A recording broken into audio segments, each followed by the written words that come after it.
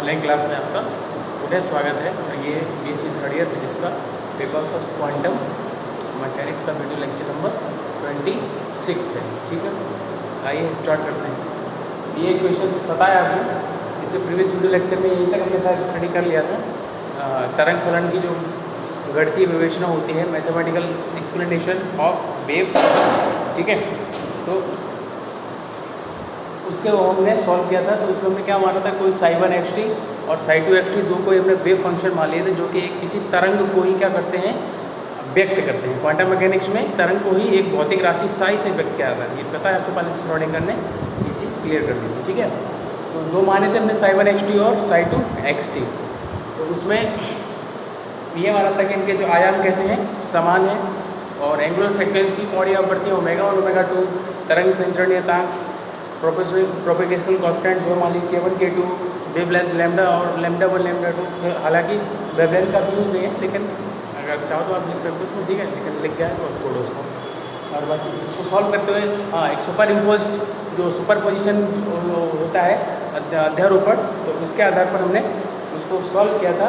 तो साई1 xt जो है वो साई1 xt साई1 xt प्लस साई2 xt बराबर क्या है, साई xt बराबर अध्यारोपण के घटना से। उसको हमने मान रख के सॉल्व कर लिया। सॉल्व करने के बाद हमारे पास ये इतना आ गया।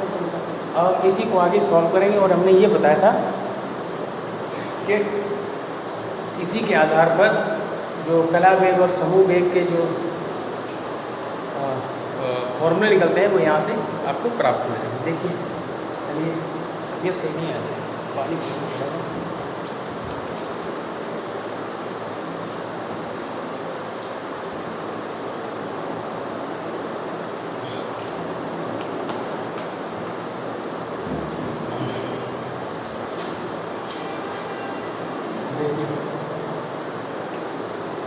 यहाँ तक हो गया था ना।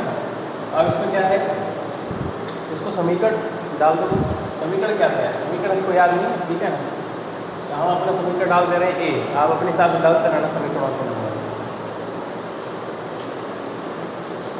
इसको डालिए समीकरण में। देखो क्या है, एक लाइन और लिखने का, उसको समीकरण डालो, अभी रुको, है ना,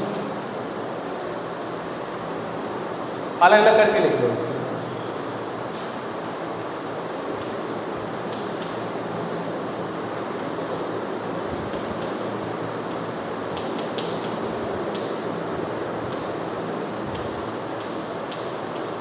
ऐसे, ठीक है, प्लस माइनस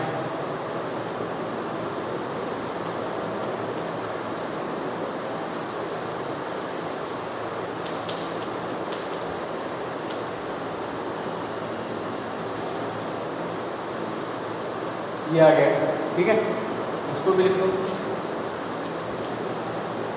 और अब बड़ा ब्रैकेट लगाने की ज़रूरत ही नहीं है, इसको हटाओ ना, क्योंकि कोई भी चीज़ क्या है, मल्टीप्लाई में जो है ना सर, छोटा तो नहीं है।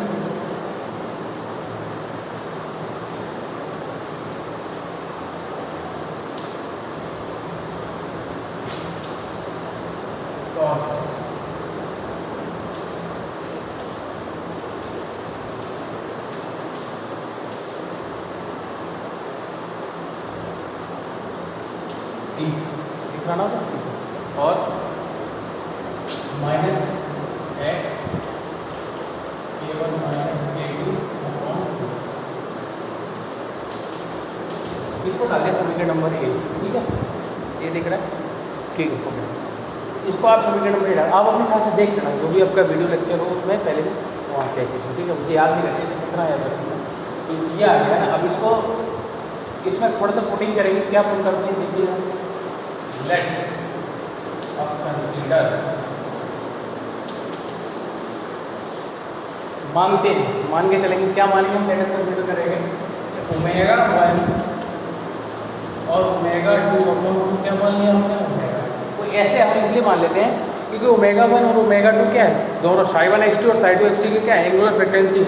तो हमने लगभग जब आयाम समान ही मान लिए थे, तो जो ओमेगा1 और ओमेगा2 में कुछ ज़्यादा डिफरेंस नहीं होगा, ठीक है, लगभग समान ही होगी, पूरी तरीके से नहीं, थोड़ा सा लगभग के चक्कर में हमने क्या कर लिया, इनको अलग अलग ले लिया। लेकिन जब हम यहाँ पर दोनों को प्लस करेंगे और 2 का डिवाइड देंगे तो ये क्या निकल आएगा, एक तरीके से एवरेज आ गया, औसत। उसको हमने कैसे दिखा दिया, ओमेगा से। ठीक है, तो ये जो वैल्यू है इसको हमने किससे दिखा दिया, ओमेगा से। और सेम कंडीशन यहाँ आ जाएगी, K1 K2 बराबर किसके आगे, K के आगे। ठीक है, और इधर भी यहाँ डिफरेंस दिखा देंगे,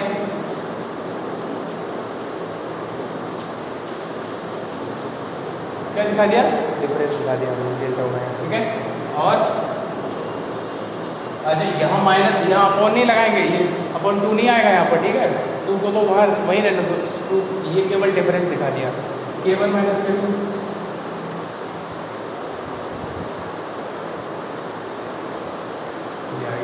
ये जो सभी वैल्यू है वो समीकरण ए में क्या कर देंगे, पुट कर देंगे। चलो अब ऊपर वाला समीकरण मैं हटा देता हूँ, उसकी जगह लिख दीजिए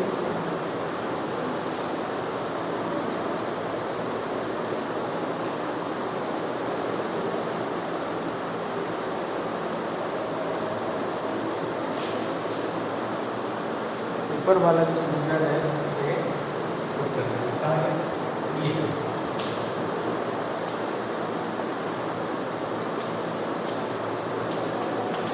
साइन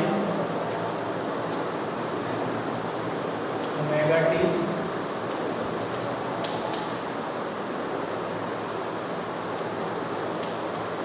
के एक्स। ठीक है, क्लियर। इसकी जगह ओमेगा टी अपना सेम प्लेस, के इसकी जगह, और एक्स। अब आते हैं इधर कॉस वाले में, कॉस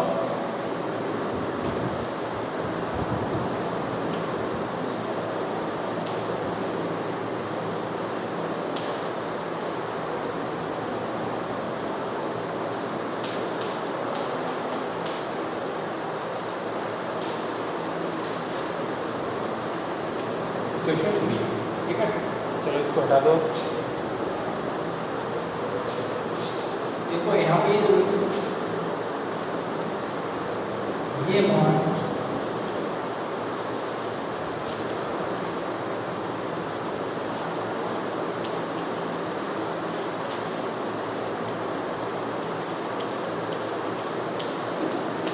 समीकरण है, ठीक है।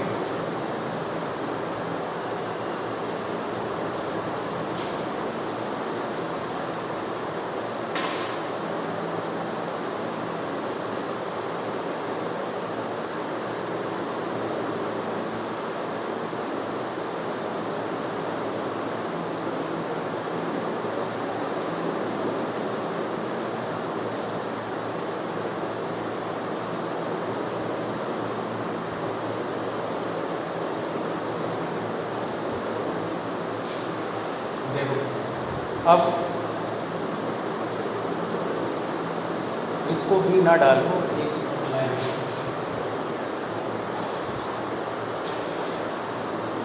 कॉस वाला स्टेप है, इसको आगे लिखो, साइन वाले को पीछे लिखो।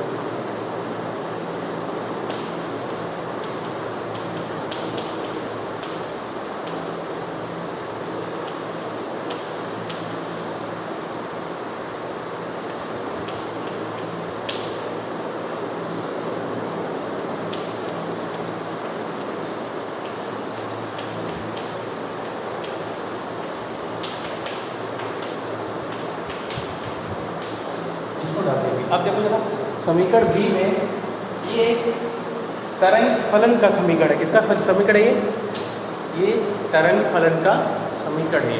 तो अब ये परिणामी तरंग फलन का समीकरण है, आप देखोगे। और तरंग फलन के समीकरण में जैसे सिंपल से एक समीकरण की हम बात करते हैं, y बराबर ए साइन ओमेगा टी। तो बराबर के जो RHS में साइन वाले पार्ट को छोड़कर जो कुछ होता है उसको हम क्या बोलते हैं, आयाम। क्या बोलते हैं, एम्पलीट्यूड।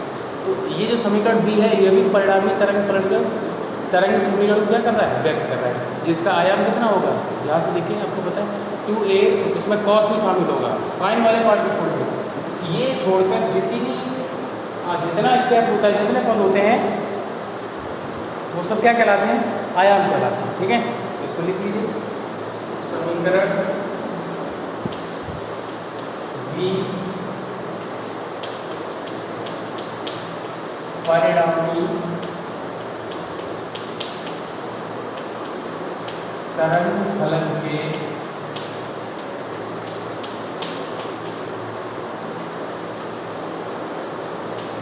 तरंग समीकरण को व्यक्त करता है।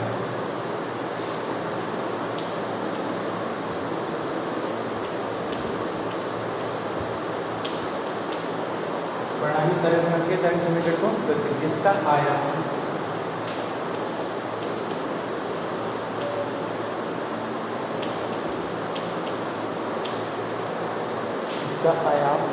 निम्नलिखित है।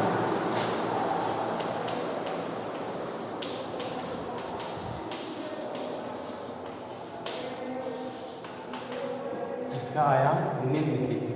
क्या हो जाएगा?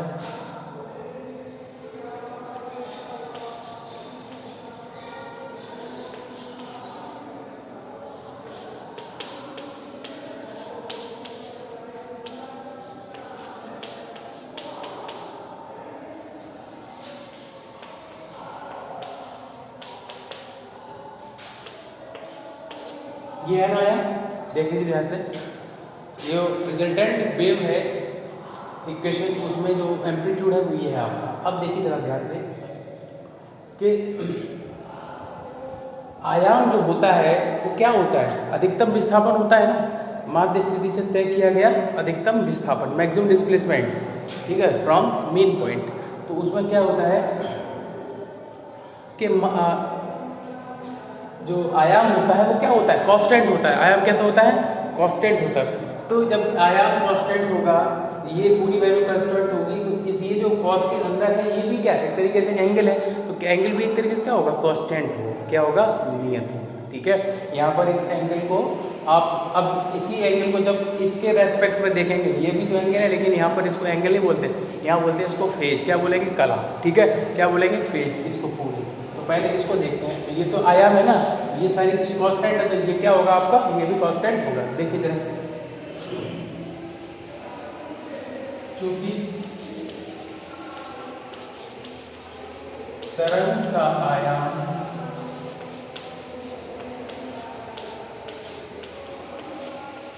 नियत होता है।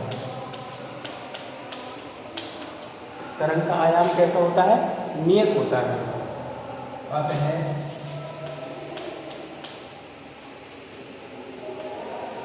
cos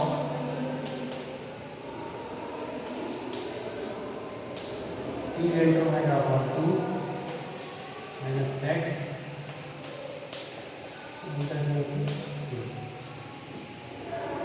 में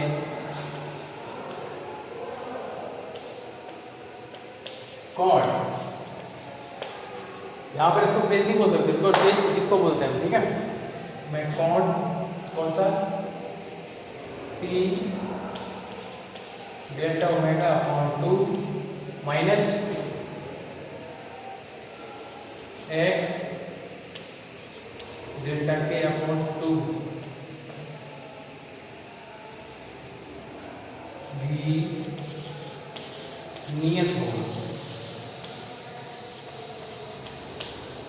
ठीक है, इसको अपलोड कर लेंगे। चलिए इसको हटा देता हूँ।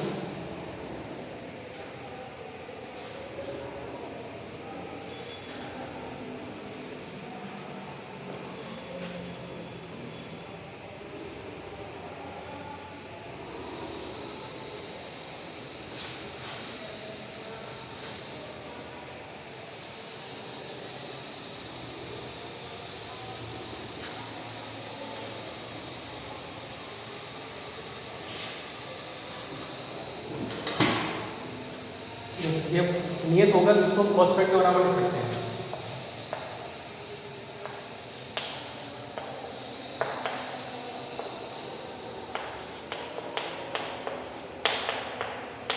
और इसलिए हमने क्या मान लिया? कांस्टेंट मान लिया, नियतांक मान लिया। ठीक है,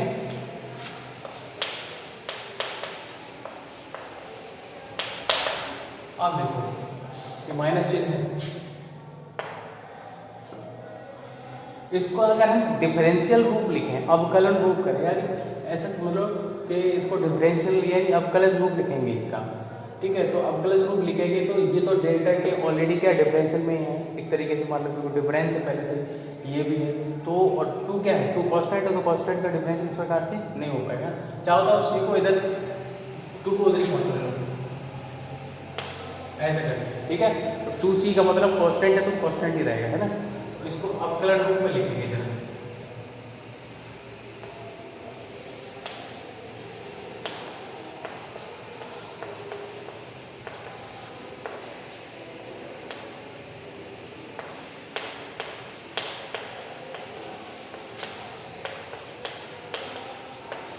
अवकलन रूप में क्या करेंगे, इसको लिखेंगे। तो अवकलन रूप इसका देखो क्या हो जाएगा, डी टी डी एक्स, और आपको पता है कांस्टेंट का डिफरेंशियल क्या होता है, 0, ठीक है। यहाँ से इसको उधर ले जाओ माइनस वाले को,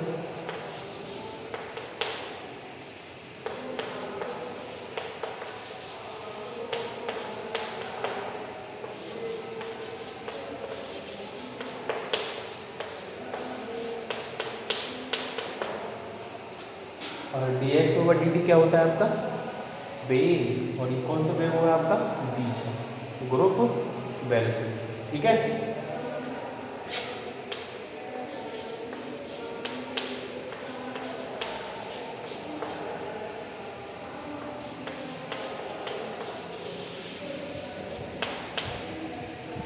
नोट कर लीजिए, ठीक है, ये हो गया।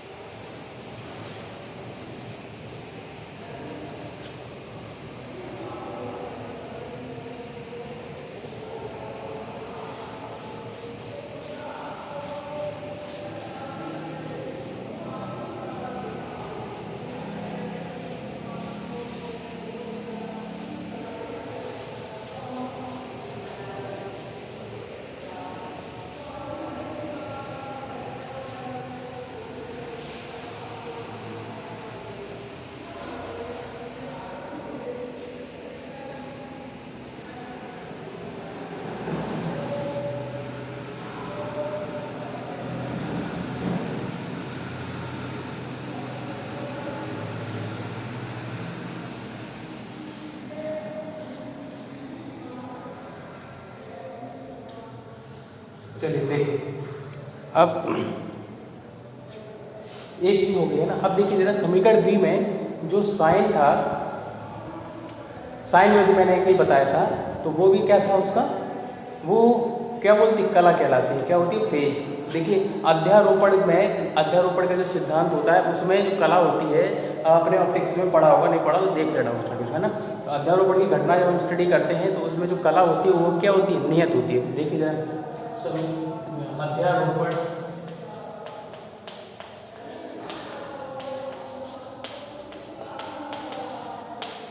अध्यारोपण घटना में, अध्यारोपण घटना में कला, तरंग की कला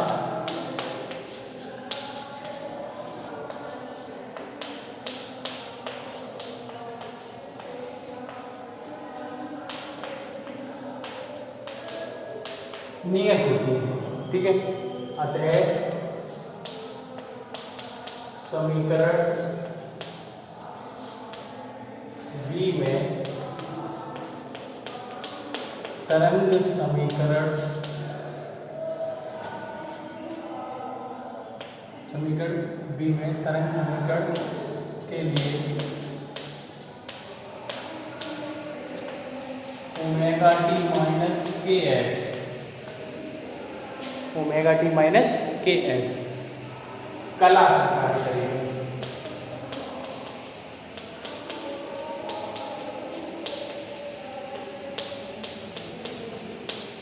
कला का कार्य करेगी, और कला कार्य करेगी तथा और होगी क्या, नियत होगी।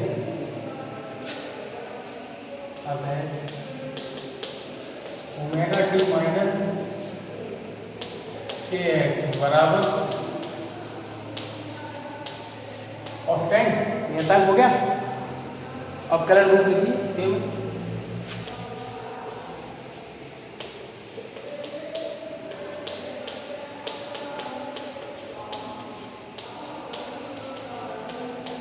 डिफरेंशियल फॉर्म लिखेंगे तो कर ही सकते हैं इसको। तो डिफरेंशियल फॉर्म में देखो क्या हो जाएगा,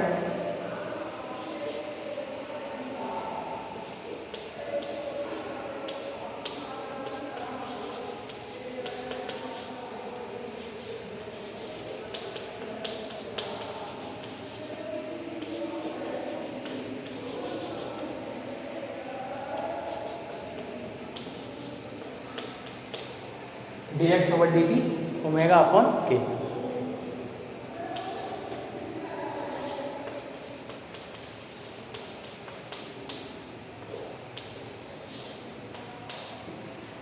ये कौन सा हो गया आपका कला वेग।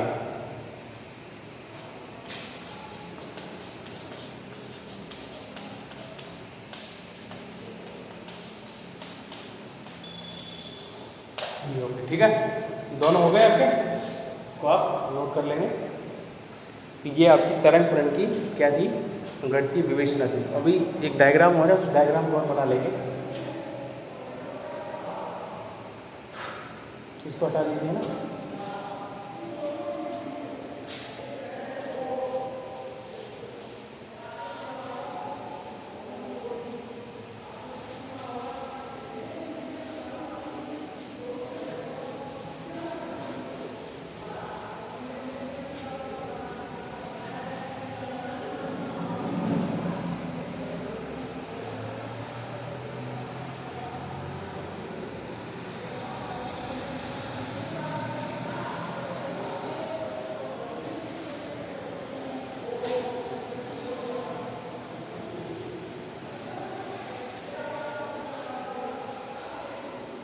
चलिए देखिए चित्र बना लेते हैं। ये चित्र आपने बनाया हुआ है, अध्यारोपण वाले डायग्राम शायद मैंने बनवाया था।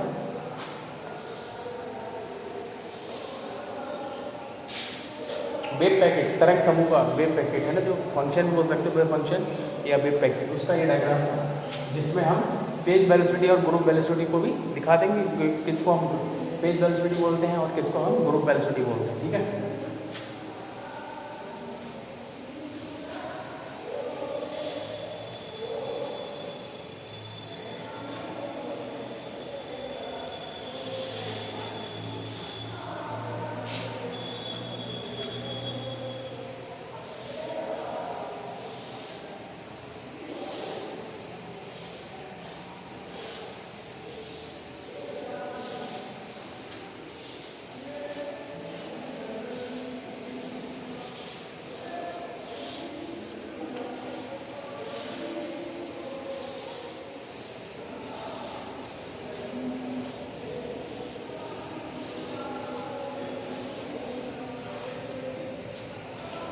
ठीक है,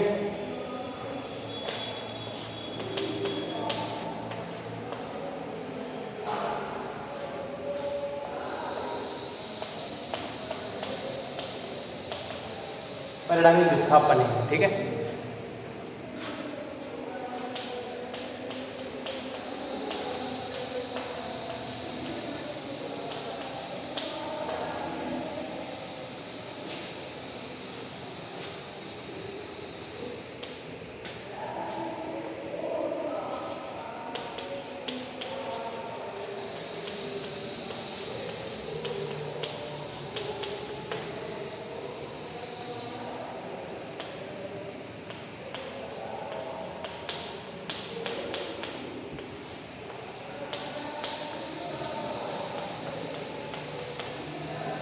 ऊपर जो सबसे ऊपर है ये ग्रुप वेलोसिटी को डिफाइन करता है, समूह वेग को, और उसके अंदर जो वेव मोशन कर रही है कोई भी पर्टिकुलर, उसको हम उसके वेग को कौन से वेग से डिनोट करते हैं, बीपी से, यानी कि फेज वेलोसिटी से, और कला वेग से उसको डिनोट करते हैं, ठीक है। इसको भी आप नोट कर लेंगे, इसको सीखेंगे।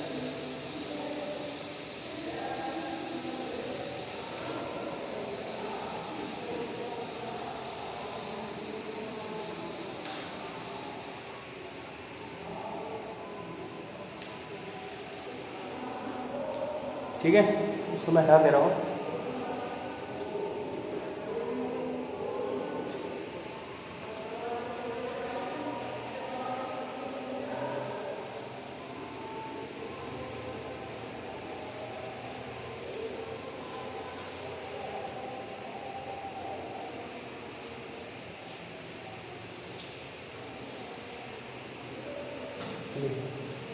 ये हो गया आपका कंप्लीट कौन सा तरंग फलन की गणितीय विवेचना। ठीक है, तो एक क्वेश्चन था, हमने बताया था आपको, ये क्वेश्चन भी आपको प्रूव करना रहेगा। लिख लेते हैं, चलो क्वेश्चन देखते हैं क्या है।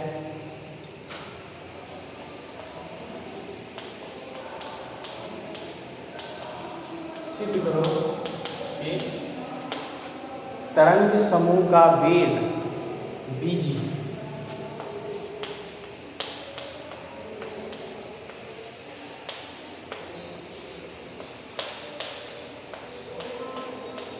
तरंग समूह का वेग bg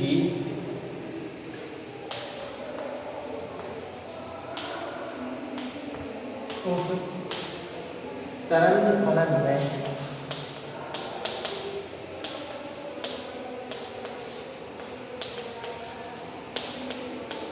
कण के वेग v, small b velocity of the particle which is inside the wave function. ठीक है, उस कण का वेग है जो कहाँ पर है, उस कण के, वो उस तरंग फलन के अंदर स्थित है। ठीक है, और तरंग समूह स्पीड ऑफ या वेलोसिटी ऑफ वेव फंक्शन। ठीक है, ग्रुप वेलोसिटी। तो यहाँ पर कण के वेग v के बराबर में समान है। ये हो गया इससे आपका क्वेश्चन। इसको आपको क्या करना रहेगा, प्रूव करना रहता है। ठीक है, तो ये आप प्रूव करोगे और देखते हैं कौन सॉल्यूशन इसका भेजता है मेरे पास। ठीक है, नेक्स्ट वीडियो में इसको हम सॉल्व कराएंगे। ठीक है, थैंक यू।